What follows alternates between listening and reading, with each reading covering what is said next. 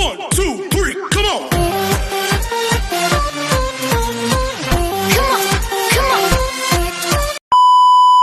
Hello beautiful people! Welcome back to my channel. This is your Mama Sam. Hola mga amigo, amiga, kumare at kumpare. Kamusta kayong lahat? Sana lahat po kayo ay okay at safe ngayong araw na ito. At syempre kung ako naman ang tatanungin nyo, nakikita naman ninyo ang beauty ng Mama Sam ninyo, fresh overload pa rin, di ba? Ganyan talaga kapag umiinom ka ng maraming vitamin C plus kumakain ka ng maraming banana. Dahil sa banana, mas nakakaloka ang ganda ng Mama Sam ninyo. Charot! So, kamusta naman kayong lahat? Sana lahat kayo ay okay na okay ngayong araw ng Monday. So, happy Monday sa atin lahat ng bonggang-bongga. At hindi lang yan, syempre, sa walang sawang tumatangkilik dito sa Mama Sam Vlog, araw-araw, lagi-lagi. Maraming salamat po sa pagmamahal at support na binibigay ninyo. At saka, syempre, sa lahat naman ng makamama Sam dyan na talagang solid na sumusuporta dito,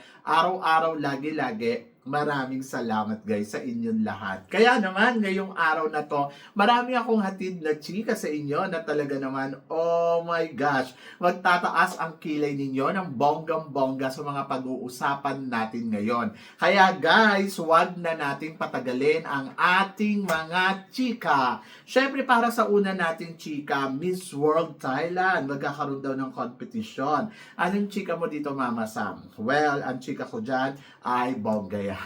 Kasi di ba nung nakaraan taon, bigla na lang nagulat na lang tayo. Wala na silang competition. Bigla na lang in-appoint ito ngang si Oppo Suchata.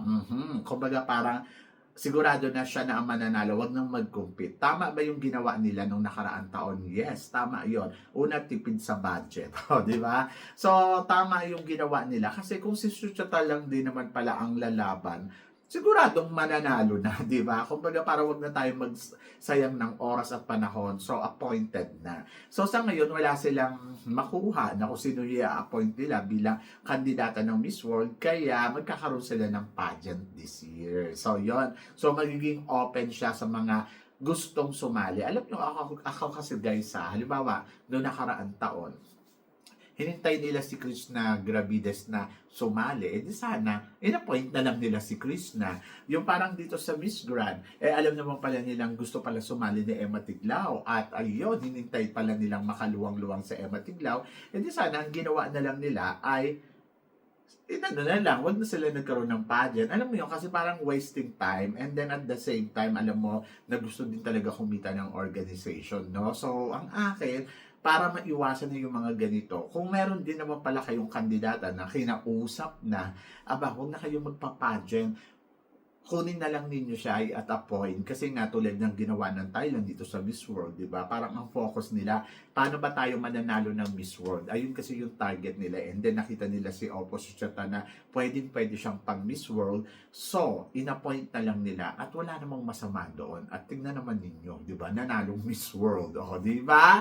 So, yun. So, ako practical. And then, direct to the point. O, ganon. Para bongga. So, bongga. So, this year, abangan natin kung sino nga ba ang mga magsisisalihan dito sa Miss World Thailand at kung sino nga ba ang susunod nilang ilalaban sa Miss World. O, di ba? So, malay ninyo, gusto nilang mag-back to back. Tingin ba ninyo, kaya ba mag-back to back ng Thailand sa Miss World? Parang piling ko hindi. Parang Pilipinas lang yan. Once in a blue moon, no? Diba? So, yun, once in a blue moon na mananalo. Hindi siya sa lahat ng oras. Ganon! At para naman sa sumunod natin, chika, Mr. Nawad, hiningkayat kaya si Infa na sumali sa kanyang MGI All-Stars? Anong chika mo dito, Mama Sam? Well, oo nga, no? So, alam naman natin na si Infa ay first runner-up sa Miss Grand International na isa ding malaking pangalan. Bakit hindi niya hinkayatin na sumali? Bakit si Michelle D hinihingkayat ng mga tao? Di ba? So, ako para sa akin si Infa, pwede na sumali dito sa Miss Grand All-Stars ni Mr. Nawat, and I don't know kung sinabihan niya si Infa na join ka. But parang feeling ko hindi niya na sinabihan dahil alam naman natin na iba na ang level ni Infa. Di ba? Kumbaga to the highest level na siya at hindi na siya basta-basta na sasali siguro sa beauty contest. Pero kasi kung gusto niya ng pangalan, may pangalan naman na. Pero kung gusto niya ng corona, join ka. But parang feeling ko, hindi join si Infa sa Miss Grand All-Stars. At parang feeling ko, hindi na to para sa kanya. Kumbaga, dahil na nasa ibang level na ang Infa, parang Michelle D na yan, medyo mahal na rin ang mga pumapasok na project. So, hindi yan basta-basta sasali dyan. Kahit pa sabihin mo, kay Mr. Nawat, ito na lang isang example si Infa na lang, di ba? Na, o kaya si Charlotte, parang top 10 o doon sa Miss Grand or top 20 ba? Sa Miss Grand Thailand. So, sikat na sikat yan dito ngayon. So, pasalihin niya. Di ba? So, parang feeling ko hindi sila sasali kasi may pangalan na sila. So, yun din lang yung akin na sinasabi ko na parang si Michelle D talaga, gusto ba talaga sumali dito? Kung si Infa nga, di ba? Parang pahirapan silang makonvince kung sasali to o hindi. Magugulat ako pag nandiyan si Infa. Pero, syempre hindi. Dahil meron siyang mga contract, meron siyang pinagkakaabalahan, busy, so walang time. Hindi naman sa ayaw. Parang ibang level na kasi yung ginagawa ni Infa ngayon. So, nag-actress na siya ngayon. And then, hindi na yan basta-basta sasali. Either Charlotte at saka si Gatchabel, di ba? Na parang hindi na yan mapupush ni Mr. Nawat na parang, sige, magsisalihan kayo dito. Siguro kung wala silang career na iniingatan at wala silang mga kontrata sa ibang mga project, I think ayun. Pero hindi naman sa dahil ayaw nila, dahil iba na ang level na hinaharap nila. Ganon! At ganon din lang naman itong si Michelle D. So parang feeling ko ganon din. Hindi naman sa ayaw ni Michelle D. Ayaw na mag-join sa Miss Grand, ayaw mag-join sa MGI All-Stars, hindi sa ayaw kundi parang syempre ibang level na at naiintindihan ko yon, ganon. So para sa sumunod na chika, Miss Universe Philippines Starlock na si Miriam Arellano, part of Aces and Queens Class of 26. Anong chika mo dito, Mama Sam? Well, ang chika ko, bongga yan. Kasi bukod dun sa maganda na ang bata, ay kailangan to i-train ng todo-todo. Lalo na kung sa Aces and Queens siya mapupunta, bongga yan. Kasi, di ba, parang nakikita mo na yung beauty sa kanya, nakikita mo na parang, okay, malakas yung laban. In fairness dito, ang lakas ng laban nito para sa Miss Universe Philippines kasi yung ganda, tapos class yung beauty, very Filipina, di ba? So talagang pwede mo i-package sa international stage. And then kailangan niya talagang idaan sa tamang proseso at sa tamang paghahanda para sa corona ng Miss Universe Philippines. Kasi kung hindi niya gagawin yon, mahihirapan siya ng bonggang-bongga. Di ba? Ang ganda ng damit ko. So, regalo sa akin yan. So, yan! Thank you so much sa nag-gift. Alam mo kung sino ka. Di ba? Ang ganda, ang bongga. Pak! I love it. Di ba? I love you. Charot. So, ito na. Para sa sumunod natin, chika, half Pinay na si Bea Milan. Windorsky. Magjo-join nga ba sa Miss Universe Philippines 2026?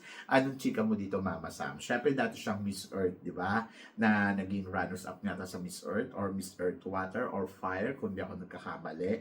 Maganda siya. Matangkad, matalino, at pwedeng sumali sa Miss Universe Philippines. Pero sabi nga nung iba, Mama Sam, sasali kaya to? Ang naririnig ko, yes, sasali daw to.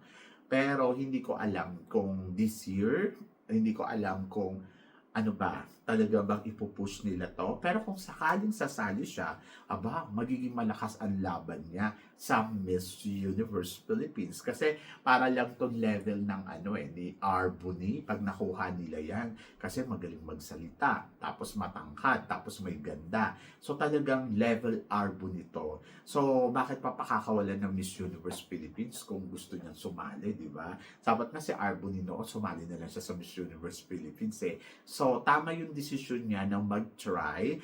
Pero syempre, kailangan tong dumaan pa sa matinding under-training katulad ng pasarela para mas bongga at hindi lang yon. Kumbaga talagang i-mold talaga as a beauty queen talaga for the universe rather. And then nakikita ko, nako, pwede itong manalo ng Miss Universe at pwede talagang ilaban sa Miss Universe. Kaya sa mga magsasasalihan dyan, alamin na muna ninyo kung sino makakalaban ninyo dahil once na sumali siya dito sa Miss Universe Philippines, I think tapos na yung laban.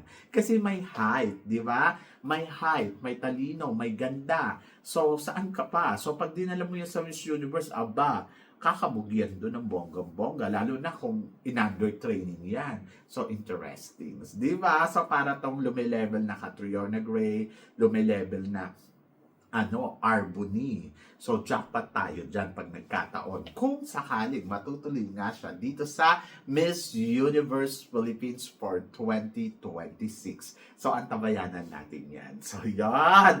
Ang bongga, nakaka-excite. And then, eto, mas nakaka-excite dahil dalawang corona ng Thailand ang nakuha ngayong taong 2025, ang Miss Globe at saka ang Miss World. So, tingin mo, Mama Sam, dapat na nga ba talagang tawagin powerhouse ang Thailand? Oo. Nako, nakakaloka yan. Pag-usapang powerhouse, ibang usapan yan. Kasi hindi yan basta-basta binibigay sa isang country. Ayan ay dapat nakikita yung consistency. Tapos lahat ng corona, nakuha na nila. Tapos hindi lang isang beses, kundi twice, thrice, mga ganon.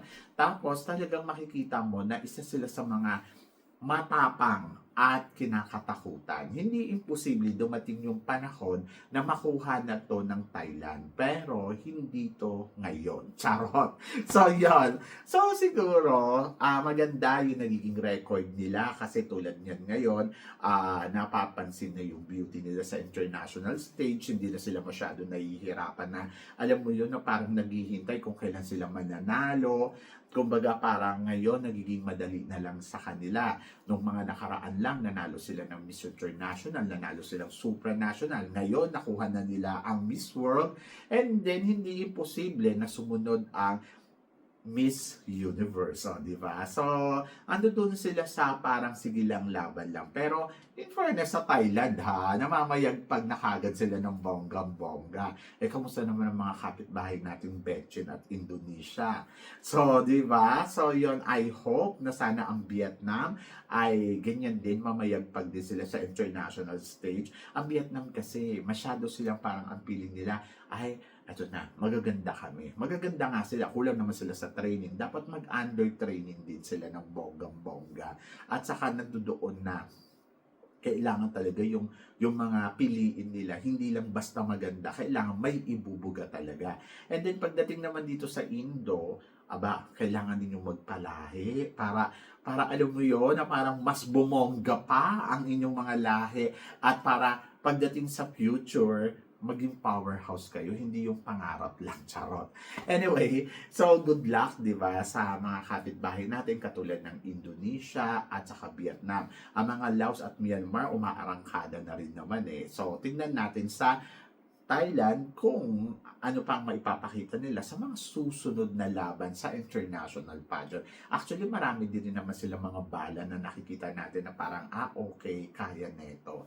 But syempre, looking forward tayo kung ano pa nga ang ipapakita ng kanilang mga pambato. O, diba? So, yon, powerhouse, hindi pa muna. So, yon. But congratulations, Thailand. Kasi nakikita na natin na talagang umaarangkada na ang beauty nila pagdating sa international pageant. Diba? Diyan din naman tayo nagsimula. Nagsimula din naman tayo sa, alam mo yon, sa zero, tapos yung parang gusto natin manalo, tapos, diba, hanggang sa umarangkada na tayo ng bonggang-bongga. Gusto ko talaga yung damit ko. Gusto ko yung kulay. Gusto ko yung nakikita ko. Ang bongga. Anyway, so para sa sumunod nating chika, Diyosa Alert. Ito nga si Valerie Di Martino. Magkukumpit sa Miss International 2026 pambato ng Venezuela. Mama Sam, tingin mo siya kaya ang susunod na haharangin Miss International. So, ang matindi niyang kalaban dito, syempre, ang ating pambato, di ba? So, yan. Ay, nako. Nako naman. Maganda siya at mukhang may laban. So, dapat mag-ingat dito si Katrina Johnson kasi 'di ba, may magandang ganito. So, ako naman para sa akin ipakita na lang nila yung galing nila. Ipakita na lang nila yung best nila. Yes, nakikita ko maganda to. Maganda ang chance at malaki yung chance niya na makuha uli ang corona ng Miss International. 'Di ba? Kakukuha lang nila nung nakaraan tapos ngayon parang nagbabanta na naman silang makukuha nila. Pero naniniwala ako na kaya ni Miss Philippines na makipagsabayan dito kay Valerie bilang labanan sa corona ng Miss International. Kasi naniniwala ako si Katrina Johnson talagang pinaghahandaan niya ng bonggang-bongge. And then, tingnan natin kung sino nga ba ang mamamayagpag pagdating sa Miss International. So magandang laban to. Magandang tapatan ng Philippines and saka Venezuela. So malay ninyo, silang dalawa uli ang mag-last two standing at manalo si Philippines. So, di ba? Hindi mo din alam. Alam ko lang na may laban yung candidates nila. Pero matagal-tagal pa ang Miss International at marami pa pwedeng mangyari. Di ba? So, hindi naman to yung parang, o sige, mananalo na yan. So, hintayin natin in the future kung ano nga ba ang mangyayari sa kanilang laban. So, good luck. Ang ganda ha. So, in fairness, nakakatakot siya. Charot! So, yan! At para naman sa sumunod natin, chika, eto nga. Ay, nako. Talagang totoo na siya na ang Miss Universe. Dahil Fatima Bush, Miss Universe 2025 ay magta-travels sa Indonesia para sa UC 1000 vitamin sa commercial. O, di ba? Alam naman natin na lahat ng Miss Universe ay dumadaan dyan sa vitamin C na yan. From Indonesia. Talagang kinukuha talaga nila ang mga winners ng Miss Universe every year. Lahat dumaan talaga. Kahit pa anong era yan. Oo, kahit pa sino pa yung honor niyan. At ito na nga ang kauna-unahang magiging project ni Miss Universe, Fatima, na alam mo yon na after niyang malagay sa intriga ng bonggang-bongga pagka panalo niya sa Miss Universe. So talagang this is it na guys. Siya na ang Miss Universe kasi may ganito na magpa-vitamin C na, di ba? So ayun, syempre excited ako for her kung ano nga bang commercial ang gagawin niya doon. Kasi taon-taon pinapanood ko yung mga commercial na yan kung sino yung mga bago Miss Universe. At in fairness, di ba, hanggang ngayon parang kakambal na ng vitamins na yan ang winner ng Miss Universe at isa nga sa mga nire-recognize na nila ay si Fatima kasi kinuha na nilang model nila. So, yon. So, ibig sabihin lang neto na si Fatima na talaga. Oo. At hindi na mababago yun. No? Diba? So, ako para sa akin, congratulations, Fatima, and good luck sa journey mo. And then, looking forward kung ano nga ba ang mangyayari sa iyo bilang reyna ng Miss Universe. And then, ayun nga, katulad nga niyan, di ba? So, magiging model siya ng vitamin C 1,000, ano ba? Ano bang vitamins yan? Nakakaloka. UC 1000 vitamins. Di ba? So, parang ang bongga. And then, let's see kung ano nga ba ipapakita ni Fatima ang eksena dyan. So, for sure, hindi naman siya eksena dyan, no? Nakakaloka kasi kapag may eksena siya ng bonggang-bongga. So, congratulations. So, ito na rin siguro yung first na lalabas siya sa country ng Mexico after nang manalo siya ng Miss Universe. Ito na yung first trip niya. Di ba? So, congratulations sa iyo at mabuhay ka. So, yon. So, kayo guys, ano guys ang masasabi ninyo dito sa mga pinag-uusapan natin ngayon? So, please comment below para at least malaman ko naman kung ano naman ang chika mo sa mga tinatalakay natin. Syempre, maraming salamat sa inyong lahat sa sa support at pagmamahal na binibigay ninyo syempre dito sa channel ko. At sa mga hindi pa nakaka-subscribe, please don't forget to click like and subscribe my channel. At i-click nyo na rin po ang notification bell to more updated syempre sa aking mga chika. Sabi ng ganon, always keep smiling and laban lang. So guys, hanggang dito na lang. Hanggang sa muli nating chikahan. See you tomorrow. Thank you guys. Thank you.